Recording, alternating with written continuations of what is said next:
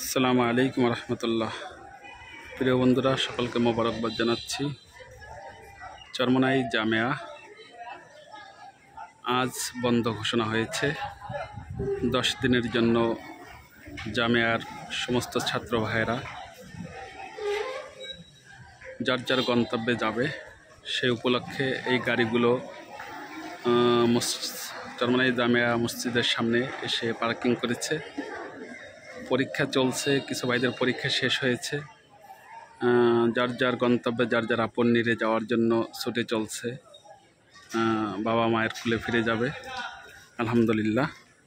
আমরা দোয়া করব আল্লাহ তাআলা যেন সমস্ত ছাত্র ভাইদেরকে যার যার গন্তব্যে যার যার বাড়িতে সহি সালামতে পৌঁছেই দেন। অনেকগুলো বাস এখানে এসে পার্কিং করেছে। যারা কাছাকাছি যাবে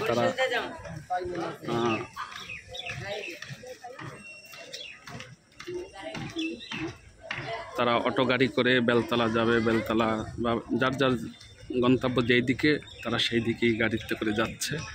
আর এই বাস গাড়িগুলো বিশেষ করে দক্ষিণ অঞ্চলে যাবে, এজন্য এখানে আসছে ছাত্র ভাইদেরকে নেওয়ার জন্য।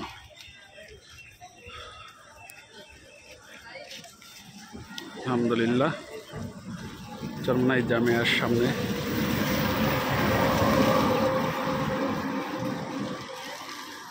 আমরা দেখতে পাচ্ছি ছাত্র ভাইরা যার যার বাড়িতে যাওয়ার জন্য প্রস্তুতি নিয়ে, কেউ গাড়িতে উঠছে, কেউ প্রস্তুতি নিয়ে রুম থেকে বের হয়েছে, এভাবেও দেখেছি। আলহামদুলিল্লাহ।